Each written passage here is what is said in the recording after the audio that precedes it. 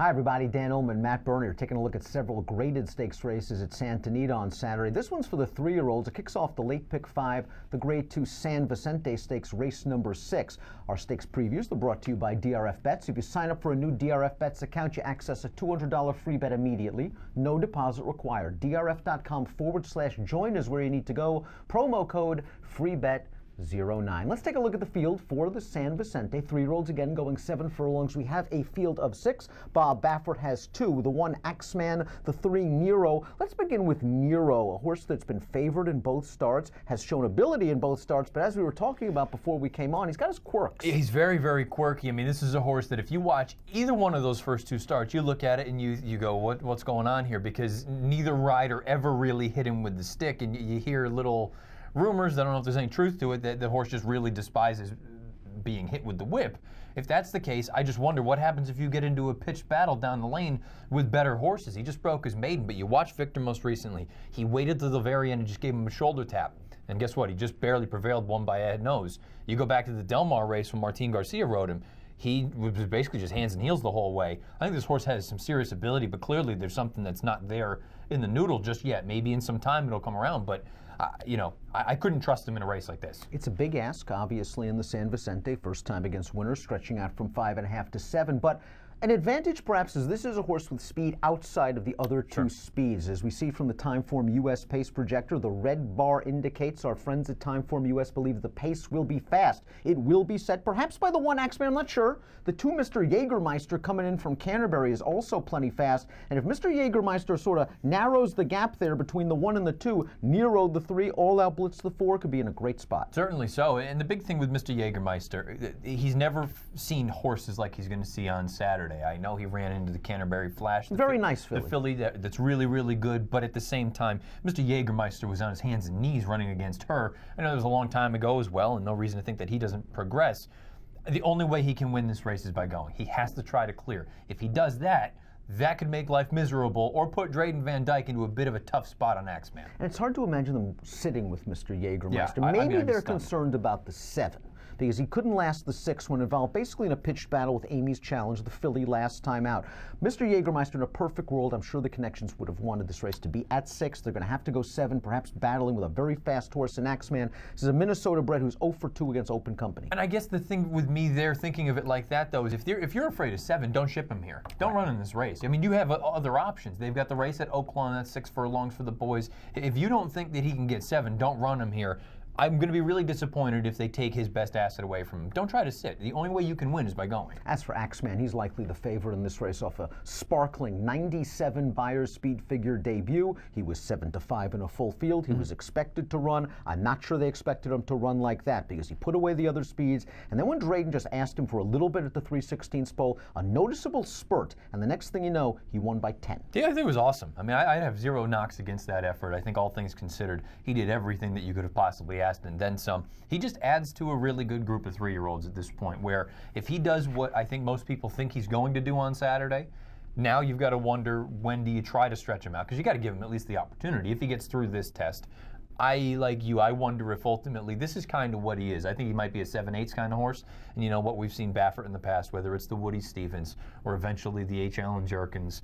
I wonder if he's going to be a really, really good one-turn horse. I wouldn't sleep on the 6 Chris's Rocketcat. This horse is going to be a very playable price in this race. And you look at his 2 starts. His first start, he drew the rail and he just didn't break. It's a very difficult post position for first-time starters. He caught a field that included Instilled Regard, who's one of the leading 3-year-olds in the country, Mourinho, one of the leading 3-year-olds in the country, and he ran at the end of that race and passed a couple of tired horses. He shipped to Del Mar. He's had a really comfortable outside trip. He was able to perhaps overcome a speed-friendly track that day. This is a horse that could sit a similar trip in here, and that 89 Buyer Speed figure, if he could build on that just a little bit, he's got a chance at a price. Very talented. I picked him 2nd. I like everything about him. I think the only thing that gives me a little bit of cause for pause is the layoff going against a field as salty as this one is. May not be a big field, but I think there's quality all all over the place.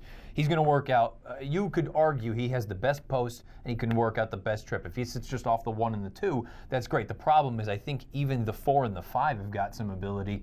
I wonder if Kenthank is going to be the one coming from a little bit farther back, but All Out Blitz has got some speed too, even on the turn back. I agree that Kenthank is the true closer in this race. I think he's going to be coming from last. May not be a bad thing if Timeform US is right about that fast pace. This is a horse similar profile to the 6. Drew the inside post in the career debut, passed a couple of tired horses, improved slightly from a speed figure standpoint second time out, but I like that he was able to overcome the track and pass horses, and he's got the win at 7. He's got the win at 7, and he also, he came up on some heels early on, mid-pack there going into the far turn and had to check pretty badly, and then weaved his way through horses and finished well. I thought inside opening day Santa Anita was good. He made his serious run. Early on he was inside, but he eventually was about 5-6 pads off the rail. I have no knock against him either. I just think he's in a really, really salty group. Let's look at our picks for the Grade 2 San Vicente. We often talk about turnbacks at 7 furlongs, and the 4 All Out Blitz is cutting back after a rock-solid performance behind another leading 3-year-old, Bob Baffert's McKinsey in the Sham Stakes. He was on the lead in that race. I think he's going to get a more comfortable stalking trip this time around. He won me over in that last race. I was a little bit concerned about how far he wanted to go in the most recent start, and I got to be honest, based on the gallop out, distance wasn't the problem. I just think he got beat by one of the best horses that we've got, McKinsey. I think this horse is really, really talented. Simon Callahan over the past 2 years on dirt, going from route to sprint, is 4 for 9 with the 332 ROI. This is a horse, I think he's going to work out the perfect trip in here. And you know what? Maybe he just happens to be running into a freaking Axeman. I'm going to take the trip, the sort of experience, and facing better horses than the first time a horse is facing winners on the stretch out. Axeman may be the goods. I picked him 3rd in here behind the 6 and 2nd, but I think All Out Blitz, he fits this race to a T for me. Your single race picks are 4, 6, 1. What price do you need on All Out Blitz, and are you using all 3 of your selections in the pick 5? Yeah, I was going to say, I think from a multi-race standpoint, I want them all. I think most of my weight would be on All Out Blitz. I haven't priced it out yet. I would imagine probably in that 3-to-1 range would be fair, and I think Axeman is going to get pounded at the windows. I think he's going to be odds on, so I think I might get every bit of the 3. Maybe he's in that 5-to-2 range. I could be a little bit lenient. First 100 yards are going to be key to this race. If Axeman can get away from Mr. Jägermeister, either as Timeform US has, just simply spurting clear, or allowing that horse to go, getting to the outside, I think he's got a big chance based on what I saw from his debut, but you're right, he's just going to be a short price in this race. And from a pick 5 standpoint, I would also have to use your horse, All Out Blitz. So I think trips out, has faced better horses, turning back. If he drew better, Axeman, I wouldn't probably think twice about it. I think if you reverse the sort of post positions with All Out Blitz, I'd be much more dubious. A lot of cat and mouse games going on here. For sure, but and you know what, there's a part of me that even if, I don't care if I'm wrong, if I would love Axeman to put on an absolute show, and then he just adds in. It's not the value. He's not the value for the race anyway, but from a fan standpoint and from going forward, if he went out there and won by 5 and earned 100 buyer, I'd be looking at him saying, this entire 3-year-old group is 15 times better than what we saw last year. 4-6-1 for Matt, 1-4-2 for me in the Grade 2 San Vicente, kicking off the late pick 5. If you want to play the late pick 5, no better way than with DRF bets. $200 free bet, no deposit required. Head on over to drf.com/join. Sign up for DRF bets by using the promo code FREEBET09. Approximate post time for a really intriguing edition of the Grade 2 San Vicente is at 2:30 Pacific on Saturday. Good luck.